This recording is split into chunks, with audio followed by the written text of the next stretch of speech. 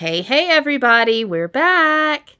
We're doing this video series where we're just kind of counting down our top moments. It doesn't necessarily have to be our top 10 moments. It could be our top 11 moments. It could be our top 8 moments of some pretty shippy X-Files episodes. So we did Pusher, and then we did The Unnatural, and today we're doing a super shippy episode called Irresistible. If you are in the X-Files fandom or you know someone who is, you've probably heard about this episode. It's super popular. It's very shippy, has some really cute MSR moments, and we're going to talk about that, but we're also going to talk about the reason I rewatch this episode, and it might be for a reason you don't think about, because I'm difficult that way. Don't know if you've gathered that yet. So let's dive right in. Let's talk about Irresistible. And these are just top moments. This is a very loose, casual countdown type thing. Just about moments I really love from this episode. Now, I want to say that this is one of the episodes I rewatch the most, but I don't think I rewatch it for the reason the writer wrote this episode. If you haven't figured it out yet, Chris Carter wrote this episode. He's the creator of the X-Files and the destroyer of the X-Files, I guess, depending on who you talk to. But he wrote this episode. He went on record, I think, to say that this is his favorite episode, which is really saying something, I guess, Chris. So yeah, let's start. I got a lot to talk about. So the episode is about this guy, and his name's Donnie Faster, and he works at a funeral home. And let me tell you something, when an X-Files episode begins in a funeral home, nothing good's gonna happen, okay? I think we've all watched the episode Millennium. The episode Millennium also does a nod to the beginning of this episode, and it's really good. So what Donnie Faster does is he scavenges like hair and nails and fingers from dead women, because he wants to have control over these poor women, like even in death. Even in death, they can't have freedom from him. And let me just say, I think that's the nastiest kind of serial killer. We've seen that before on the show, like with John Lee Roach, like keeping the little girls' hearts. Yikes.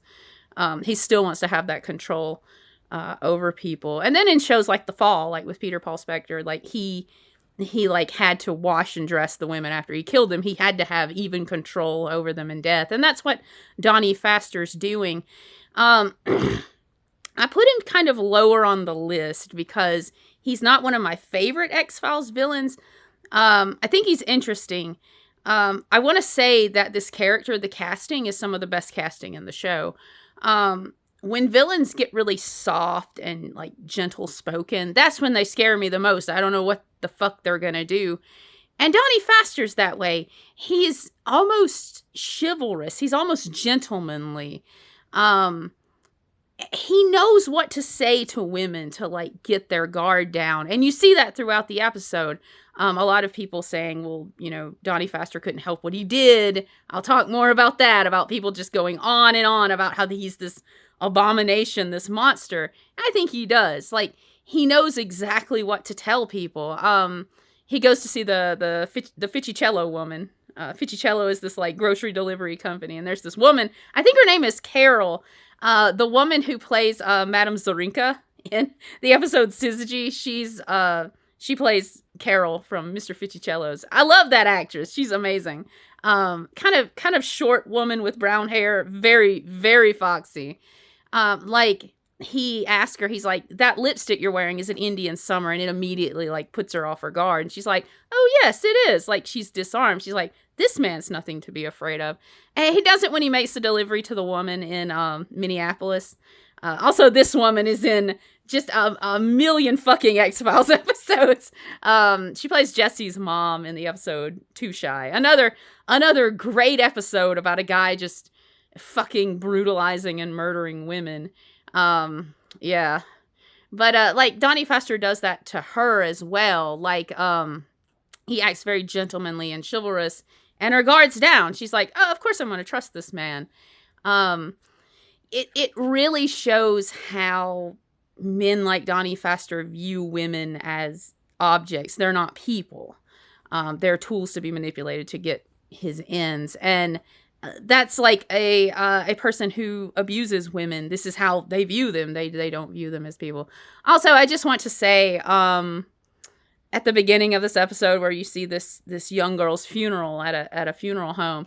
I'm like, yep, we're in an X-Files episode. A young woman has been brutalized and murdered. Yep, I guess we're here. Again, I don't know why Chris Carter couldn't tell his cute alien or paranormal show without bringing sexual assault or violence against women into every fucking episode. Like even the Monster of the Week episodes. And I'll discuss more of that, what I think the messages in this episode are, what the writer intended, and what fans, and especially women, are kind of reclaiming this episode, what their commentary on it is about. And being a non-binary woman, yeah, I think I have a right to speak on that. So let's move along. Faster's scary as fuck. Casting is amazing on this guy. Like I said, he's a very soft-spoken, chivalrous dude. Like, you'd look at him and you'd be like, okay, yeah, he wouldn't hurt a fly. Another thing about Faster is people in the episode go out of their way to talk about how he is a, quote, monster, an abomination, a freak. This is where I want to talk about what I believe the writer wanted the message of this episode to be, and how fans, and especially women fans, are like having a new message as to what this episode should be. Now, Chris Carter's views on women are very misogynistic. You just have to watch the X-Files. You don't even really have to know much about the guy, like, to know about his views on women, like how he viewed Scully, how she would never have a desk, how she wouldn't have any personal life outside of Mulder. I mean, that's reason enough to see how this guy views women. So I don't believe Chris Carter was putting this message into this episode when he wrote it, but it's how people, and especially law enforcement in this episode, and we'll talk about it. Mulder's not innocent. In fact, he's probably the most guilty of doing this. I mean, I'm talking about this guy's like just a monster. He's not human. They say it like from the get-go when the funeral home director sees him. He's like, you freak, get out. Well, I'll talk more about the funeral home director. I fucking hate that guy, okay? None of this shit would have happened if this guy had done his job. So if any of the men in this episode had just done their fucking job, it would have saved us so much heartache and pain. So these people who keep saying like, oh, Donnie Faster's a monster, and then they're like, oh, other men would never do this. That is a slippery slope. And I don't think this was intended. This message of this episode was intended because of who wrote it and his misogynistic views. But I believe when women fans watch this episode, that's what they get from this. This patriarchal society, our patriarchal society, saying like men who do these things to women are just monsters. Instead of teaching young boys like everyone's capable of this, of brutalizing and hurting people. And we need to teach our young boys to respect women instead of having to teach women to be careful around men. And I think that's the message this episode drives home for me as a woman viewer. And as a gay viewer, as someone who's marginalized, I think Chris Carter's message was saying, oh, look at this guy, he's a monster. And then blaming it on a fucking woman. Like, it gets me every time I watch Irresistible. At the end, Mulder gets the monologue, which sucks. Scully should get the monologue at the end. If anyone deserves it, it's her. But no, of course, we have to make it all about Mulder, just like we always fucking do in this show. And he's like, oh, Donnie Faster brutalized and killed these women. He was mad at his sisters. It was their fault, wasn't it? And again, like him and Mo Box are talking and they're like, oh, it must be Faster's mother. What did she do? And it's how the patriarchy views these people like Faster. They're like, oh, what did the woman in his life do? Was his mother mean to him? Was he jealous of his sisters? Like, what about the woman he brutalized? What was she wearing? Was she asking for it? Like, again, I don't think this was an intentional message in the episode, but it very much drives it home, just in how shitty, like, especially law enforcement is, like, in this society and dealing with Faster. And let's talk about that, okay? I think I have a lot of nice things to say about Mulder in this vlog. I know, shocker. But I'm going to shit on him just a little bit. because Mulder's very sweet in this episode. He's very soft and sweet to Scully, but he's also a piece of shit in this episode. And I did not realize how shitty he was until I rewatched it. Mulder cannot care about this case. From the beginning, like where they're at the cemetery with Mo Box and they see this poor woman's corpse that's been, just brutalized. He tells Scully, he's like, oh, Scully, she's like, we took like a flight all the way to Minneapolis. Why are we here if you're not interested in this?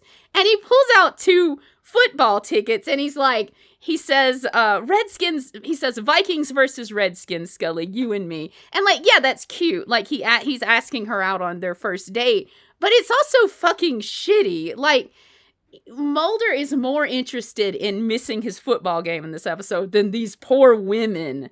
Not just the desecrated corpses, but living women who were killed. Like, he does not begin to concern himself with the episode until Scully's abducted by Faster. It's very much men who say, oh, I can't be a misogynist because I have a wife and I have a daughter. And I'm like, oh, shouldn't you just care about women, Mulder? Like, why does it have to be your woman who's abducted for you to fucking care about this? And Mulder makes some other just like nasty ass comments in this episode. So Faster begins to target sex workers in the Minneapolis area because they are the most vulnerable of his prospective victims. And he knows they're the ones who law enforcement give the less shits about. And like, this prostitute is killed terribly, just a horrific death by Faster. And Mulder's response to her friend finds her, like just her corpse has been desecrated. She's been killed in this horrific way. And Mulder tells this poor woman, this other sex worker, he's like, oh, now is the time to take out that paid vacation the boss owes you. Like, he's making jokes about it. Like, he does not care that this woman's friend has been horrifically murdered, and this woman's probably next. Okay, yeah, like, Mulder just, he can't be bothered. And one person on Twitter said, like, oh, this is Chris Carter, like, Marty stewing Mulder, like, this is very OOC for him.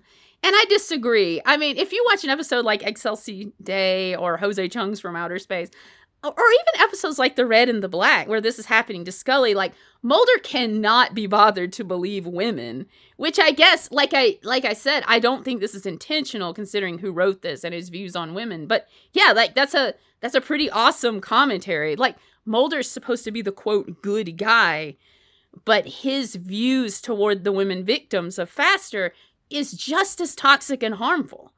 Mo Box is another one. So I'll talk some more about Mo Box because I actually love him because he's a really funny guy, but he's shitty too. Like the way he just fucking drags his feet on this case.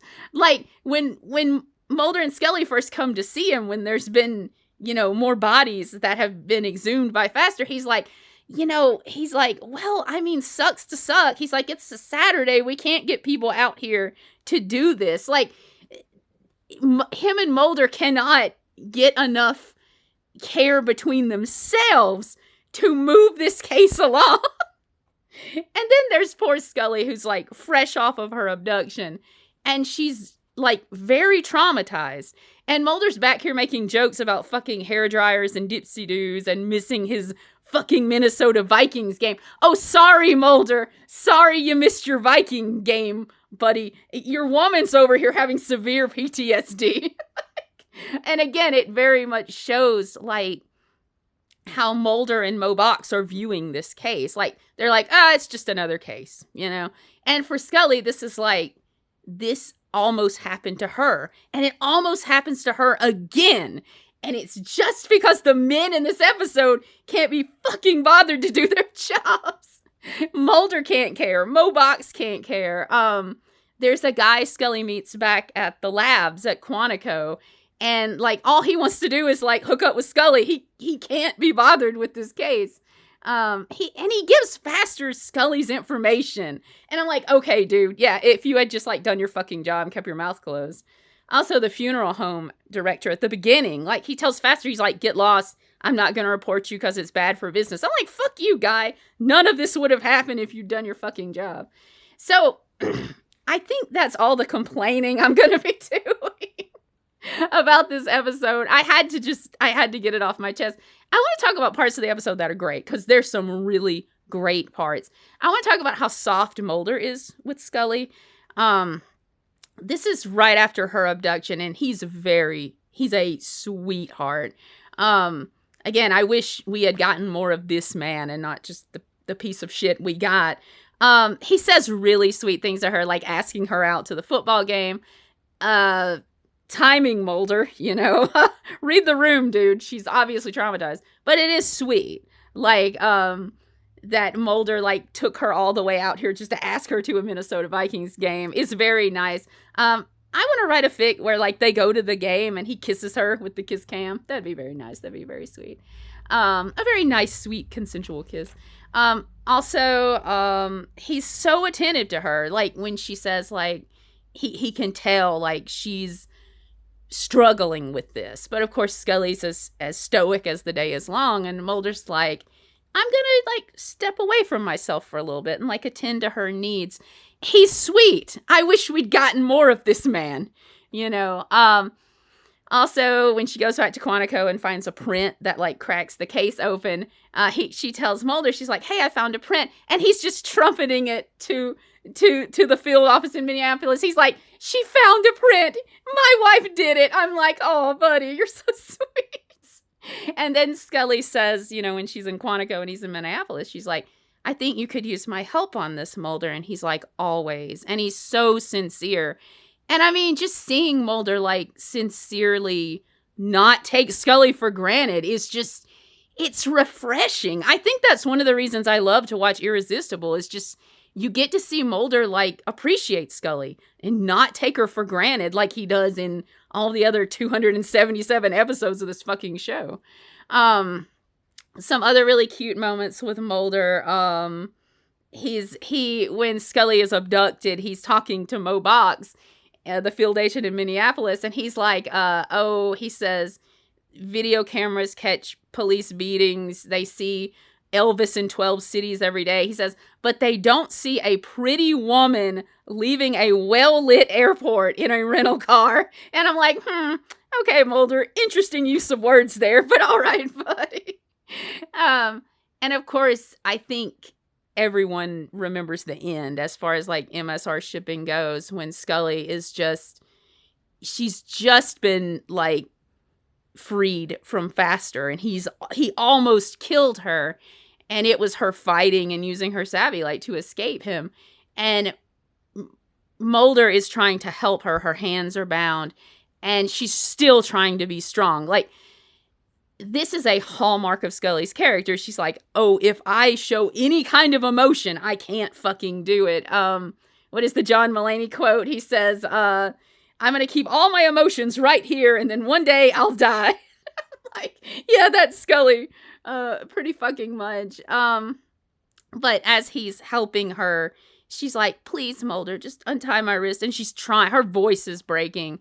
And then she just breaks down and starts crying. And it gets me every time, just how she's fighting that and she's struggling. And, like, as a woman who was raised in an environment where, like, women were supposed to be quiet, they were supposed to be strong and shoulder the burden. Like, yeah, I feel that. Like, also Scully very much having to be strong, and having to be stoic and not letting her emotions show.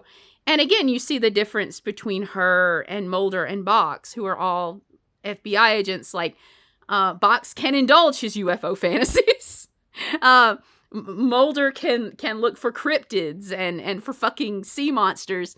And Scully can't, because people will not take her seriously. They'll immediately berate her.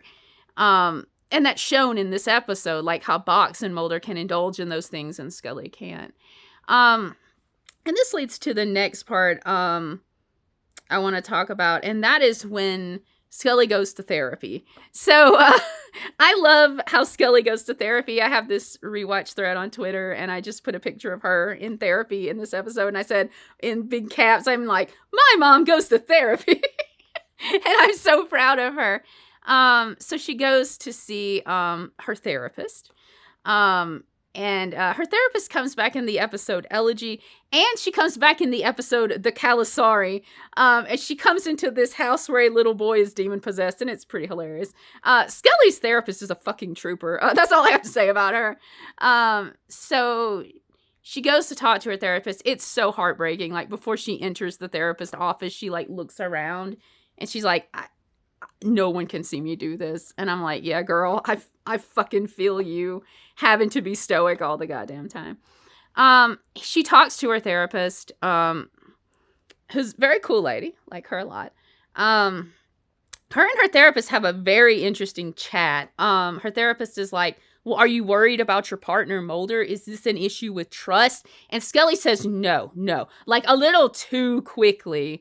And yeah, I mean, like, even from at the beginning of this episode where Scully's like, we flew all the way to Minneapolis, why are we here? And I'm like, oh, Mulder, you didn't tell her, about this case? Like, this is something that would probably trigger her, Mulder, but you didn't do it. And I think this is like a nod to like Mulder keeping things from her, which he does all the fucking time. Like, it can be just information on a case that would keep her safe, or, taking her over and fucking walking around with him without her consent and knowledge. Yeah, I think this is very much pointing to that. Also, she's so soft when she's talking to her therapist. Her therapist is like, do you realize you've been talking in the second person? And Scully very gently delivers this line. She says, I have. And like, her voice gets very sibilant. It's like a little girl's voice when she gets triggered and scared. There's a scene where she's having a nightmare. Donnie Pfaster's like leaning over her on like a morgue gurney, and she wakes up and Mulder's on the phone, and she answers it, and she's like, hello, it's Scully. Like, her voice is so soft. I love how Jillian plays that. Like, it's those little touches. Like, give her all the fucking Emmys. Oh, wait, she has all the fucking Emmys and the Golden Globes. Yeah, but the like seeing her just having to be stoic, and as a woman who was raised in an environment where women were expected to be stoic and just to shoulder things and not talk about it. Like, I feel that on a very visceral level. There is a line from her therapy session that I love, and it's one of my favorite scenes, one of my favorite quotes in the whole show. And Scully says, it's like an up close shot of her face. She has her hands over her mouth. I just want to say her nails are perfect also. This woman's a Renaissance angel. She's talking to her therapist, and she says, I know that the world is full of predators, just as it has always been. And she says, it is my job to protect people from them. She says, it is this fact that has given me faith to do what I do. And she says, and now I want that faith back. And she says, I need it back. And it's just so, like I said, it's so refreshing to watch something where Scully gets character development. Like, why couldn't the show be this? Where Scully, like, talks out her problems, and, like, we explore her personality and her sexuality and, like, her relationships. It would have been 20,000 times more interesting than any of Mulder's alien bullshit in the show. Yeah, I love that line. And then at the end, where Pfaster has cornered her in a closet, she looks at him, and his face begins to change into these faces of other men, and then to the face of a demon. Now, if you've watched the sequel episode to this in season 7, it's called Orison. I've done a review on it. I really love that episode. They make Donnie Pfaster into a demon, which is kind of like backing up what everyone's saying in this episode. Like, oh, he's a supernatural monster. He can't be a man. And I just think that's fucking bullshit. Like, Scully seeing Pfaster's face change, I think, is, first of all, Scully's latent psychic powers emerging in a very big way. And also just showing how all men are capable of this, and our patriarchy just keeps enabling those behaviors in a very toxic way. And then in the fight, when they run downstairs into Pfaster's mother's house, him and Scully tumble down the stairs. They have this huge fight. She's trying to grab the gun. And she grabs the gun, and she sees him leering over her as this demon. And I think that's just saying, like, yeah, all people are capable of this. All people have that monstrosity inside of them. And it's up to our society to change and teach people, hey, maybe treat women like humans and not like objects. And maybe this is the root of our problem. Also, I love it when Faster gets owned by women, or any man in this episode gets owned by women. It is just a balm to my soul. The sex workers start carrying knives around and start carving up nasty men. And Mobox seems actually kind of annoyed by this, which pisses me off. He's like, the working girls are carrying knives now. Like, he's so irritated by it. I'm like, yeah, numbnut. What did you do to protect them? Fuck nothing, you know? Also, this girl in Faster's mythology class fucking just beats the shit out of him. And I'm like, yes, beat him again, girl. I love that. And then, of course, the fight at the end, where it's very much Scully's savvy and, like, her tenacity as a fighter and as a human being that saved her life. Like, Faster always seems surprised that Scully fights him. Like, she's not gonna lay down and take it, and she does that in Orison too, where she shoots the motherfucker, which is just great. Yeah, so that's Irresistible. I need to talk about Mobox. So I've been over here shitting on Mobox, but his behavior is no worse than Mulder's in this episode. Mobox is this guy. He's this FBI field agent in Minneapolis. I just want to say, two of the greatest X-Files episodes ever created, this one and Clyde Bruckman's Final Repose, takes place in Minneapolis. And I finally got to go see Minneapolis in September, going up to FileFest there, which was just a fucking blast. But Mobox is great. From the get-go, he loves two things. He loves Mulder. He wants to fucking date Mulder, and he loves UFOs and aliens, which is so cute. Mulder will get these, as they say in the movie Fight Club, these single-serving friends on cases, and it's just people who are interested in UFOs and the paranormal, and they're finally like, yes, someone who believes in this also, and them and Mulder, like, run around for 49 minutes having adventures, and it's nice. Like, I really enjoy that. Mobox had some Max Finning vibes. He's just a fun guy, and I love how nothing bad happens to him. Like, Mobox is still up in Minneapolis living his best life, and that makes me happy. He's a good dude, Mobox. Piece of shit law enforcement officer, but a pretty funny guy. I also love the, I think it's Bruce Weitz that plays Mobox. Love Mobox. Great dude. His accent also kills me. It's great. So yeah, that's Irresistible. Those are my favorite moments, my favorite themes from this episode. Also, Scully's wearing some enormous coats, which I fucking love. Every time I see Scully in, like, season 1 through 3, I sing the line from Macklemore, The Thrift Shop. She's like, I'm in this big-ass coat from that thrift shop down the road. And that's what I always sing when I see Scully in seasons 1 through 3. They were like, how big do you want the coat, Miss Anderson? And she said yes. Oh, also Gillian Anderson looking amazing at the Golden Globes in her vagina dress, which is just so cool. I love that. Good for her, living her best fucking life. Beautiful tiny woman. So that's it. That's Irresistible. Tell me what you thought of this episode. Was it scary? Did you like it? Did you hate it? What are some underrated X-Files episodes you want me to review? What are some overrated X-Files episodes you think you need me to talk about? I also wanted to give a little life update right now. Tomorrow, as I'm recording this, I'm going to the doctor, and I'm going to find out if I have a curative form of breast cancer or a palliative form of breast cancer. So if you pray for me. If you send good vibes my way. It's going to be a hell of a day tomorrow, and I'm hoping and praying for the best. So if you say prayers, say prayers. If you send good vibes. I can use it. I was diagnosed with Hodgkin's lymphoma back in 2016. I had a stem cell transplant back in 2017. I went into remission in 2019. And to get another stage 4 cancer diagnosis it really shook me to my soul. And making these videos really helps. It really helps me to talk about something I love, the X-Files, to interact with you guys who I just love. If you watch this, thank you. You have no idea how much it means to me. Yeah, just comment what X-Files episodes do you want to say a prayer for me. And I'll see you guys on the other side. Follow me on Twitter. I am at raccoons_dead. I am at Tumblr at justawfulxmenart. I am at DeviantArt at dead/raccoons. And of course, I'm here on YouTube.